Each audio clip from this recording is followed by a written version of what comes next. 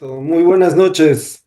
El grupo Marcos Escudero les da la bienvenida y les agradece su participación en en esta nueva sesión de los diálogos al café, que está titulada Entre elecciones y conflicto social. Vamos a hablar esta noche de la situación que vive el país, teniendo en cuenta que en menos de 2 meses deberíamos tener elecciones nacionales.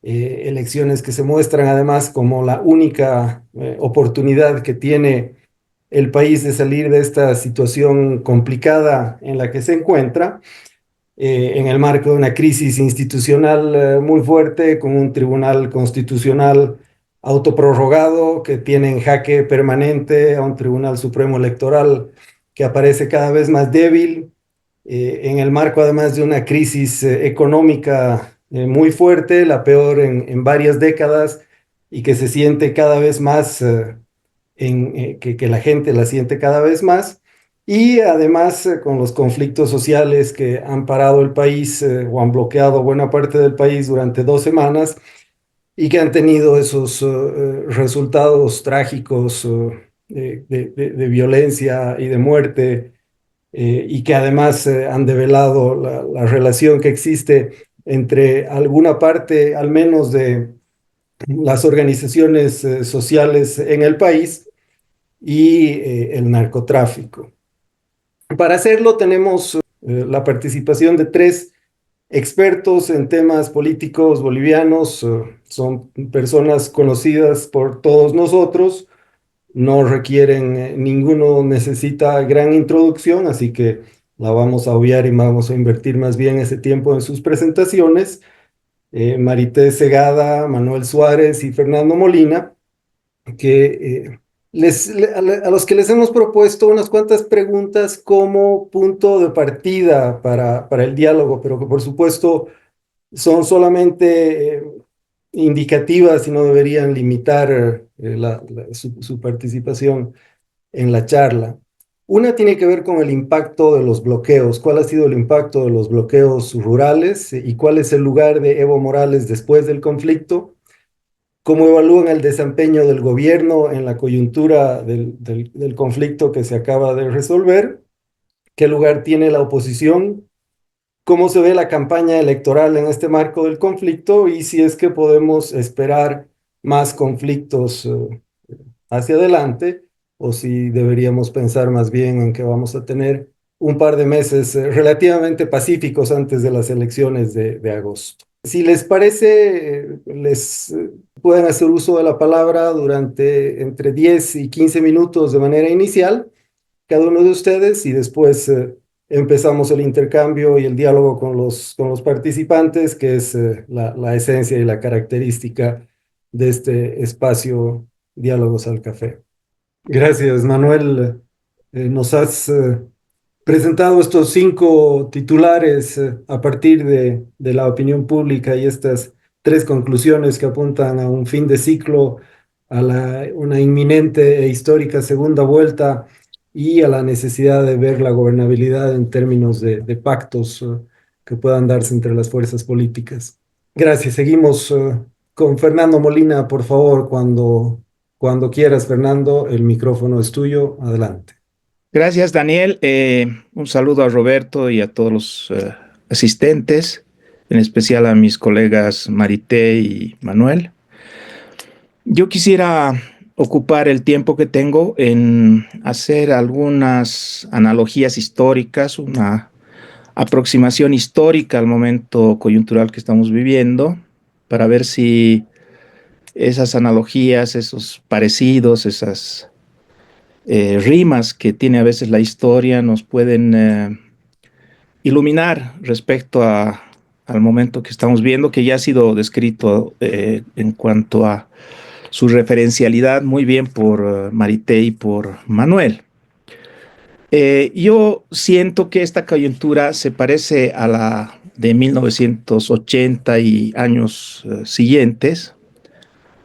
Bueno, la referencia es obvia porque también es una época de crisis económica crecientemente aguda, ¿no? Tal vez ustedes no recuerden que en 1980 ya estalló la crisis económica. Tenemos la tendencia a pensar que la crisis estaba focalizada en el 84, 85. Es evidentemente el momento peor, pero la crisis comenzó el 80 cuando en un momento que es análogo al febrero de 2003, de 2023, perdón, el Banco Central de Bolivia declara que no tiene ya reservas, ¿no? En ese momento era presidente García Mesa y él toma una decisión que no va a tomar Arce de manera explícita, pero que finalmente va a ser muy similar, que es prohibir el corralito, ¿no? El prohibir la conversión de moneda extranjera y bolivianos. Inmediatamente se produce un mercado paralelo y empieza la devaluación, que luego va a ser una de las causas fundamentales de la inflación, de la hiperinflación, ¿no? La devaluación que también estamos viviendo actualmente, con un dólar que es más del doble del precio oficial. También se produce en ese momento un problema de oferta por la falta de dólares, por supuesto, y también empieza la inflación. Es el año 1980. Las causas eran también muy parecidas. Una causa fiscal, el Estado era imposible de sostener, con una caída del financiamiento, no tan grave como la de ahora, porque la industria gasífera se conservó durante estos años, pero sí porque habían caído los minerales y había además imposibilidad de prestarse dinero por la crisis de la deuda mundial, ¿no? En los años 80. Entonces, hay una situación, si se fijan, bastante similar. Hay una cierta regularidad en nuestras crisis, ¿no? Por el tipo de economía que somos, en fin. Creo que ese es el pronóstico, o más bien el diagnóstico de todos los partidos políticos de la oposición, de muchos analistas, algunos están aquí, que son economistas muy destacados, en fin. Estamos en un momento, pues, de caída completa de la renta gasífera y eso ha traído todos estos disturbios fiscales, financieros y finalmente el gran enemigo de cualquier economía, que es la inflación. Manuel ya ha dicho lo importante que es eso para la gente y para la política. La inflación no es un enemigo fácil de vencer, como saben ustedes. Arce cometió un crimen muy grave al no aprovechar el hecho de que éramos ya un país sin expectativas inflacionarias cuando comenzó la crisis para tomar medidas. En lugar de eso esperó pensando que se iban a resolver los problemas por milagro y al final se ha desatado de nuevo la expectativa inflacionaria, como dicen algunos, ha salido del genio de la botella y es muy difícil volverlo a meter ahí, ¿no? Va a ser muy difícil. Entonces, el tema de conversación, digamos, el tema de preocupación de los analistas, de los intelectuales, de todos los que están trabajando en las campañas para dar una respuesta que sea electoralmente potente y al mismo tiempo tenga realmente vistos de ser una solución para el país, es, bueno, el ajuste, ¿no? El ajuste es ahora la bandera, digamos, de quienes están punteando las encuestas, porque la gente exige una respuesta a esta situación y quienes tienen esa respuesta son los que más desembosadamente, más libre de cuerpo pueden hablar del ajuste, ¿no? Todos aspiran a ser el nuevo Víctor Paz Estenssoro, ¿no? Bueno, en concreto hablemos de dos, ¿no? Que sería Tuto y Samuel. Quieren ser el nuevo Víctor Paz Estenssoro, el que en 1985, frente a esta situación que he descrito, actúa y resuelve el problema porque estabiliza al país, ¿no? Con una serie de medidas que se llamaron 21060. Entonces creo que de una u otra manera hay mucha analogía entre lo que se propone desde el tutismo, desde el samuelismo, para resolver los problemas de la economía en este momento. Ahora, a mí lo que me preocupa es, porque hasta ahí podría ser que realmente la historia rime, ¿no? Pero me preocupa es en qué momento realmente estamos de ese proceso de crisis, ¿no? Es decir, estamos realmente en el 85, cuando la hiperinflación había derrotado de tal manera a los movimientos sociales, bueno, en ese momento no se llamaban así, sino sindicatos, a la izquierda, y había causado tal terremoto en la vida de los bolivianos, creo que aquí todos vamos a recordar eso, no veo muy jóvenes que no se acuerden, tal derrota, tal sacudón que realmente apareció el 21060 y más allá de la posición ideológica que tuviéramos, tuvimos todos que reconocer que era eficaz, que era contundente, en fin. ¿Estamos en ese momento o estamos en todavía los 80, ¿no? En los primeros 80, el 81, 82. Por ejemplo, el 82, cuando entró la UDP al poder y tomó una serie de medidas, porque la situación, claro, no era fácil de continuar, había que hacer un ajuste. La UDP intentó un ajuste y la crisis se agravó, ¿no? Entonces, esa es una pregunta que quisiera dejarles a ustedes antes de pasar a otro tema. ¿En qué momento realmente estamos? Es verdad que el próximo gobierno, al tomar las medidas que tiene que tomar, va a encontrar acatamiento de la población, va a ser aplaudido, aunque sea a regañadientes, porque va a ser una serie de recortes y de medidas que van a ser duras, pero finalmente van a estabilizar, o van a ser un paquete como los de la UDP, que fueron gasolina al fuego, ¿no? Esa es la primera pregunta que quisiera. Creo que no sabemos muy bien eso. Yo he hablado con diferentes economistas sobre este tema y algunos piensan que todavía la cosa está contenida por ciertas decisiones, digamos, inmovilistas de Arce, y que si se desajustan estos, estos diques, digamos, si se abren estos diques, podría la crisis ser más grave. Otros piensan que no, que un buen paquete bien hecho, eficaz, en fin, va a realmente contentar, digamos, al pueblo boliviano y le va a dar un nuevo ciclo económico, ¿no? Bueno, y paso al segundo tema, que también quiero enfocar desde el punto de vista histórico. Marité decía, no somos o no tenemos un sistema político, partidario político, evidente. ¿Qué tenemos entonces? Lo que tenemos es un sistema caudillista, ¿no?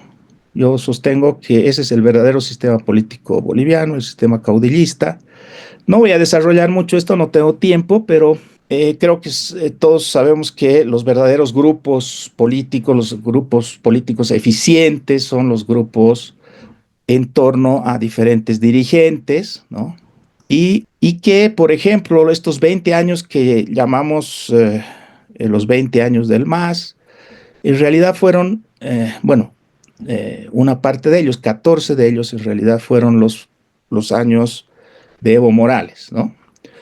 Y así Evo Morales se convirtió en uno de los grandes o los más masivos caudillos que hemos tenido en nuestra historia.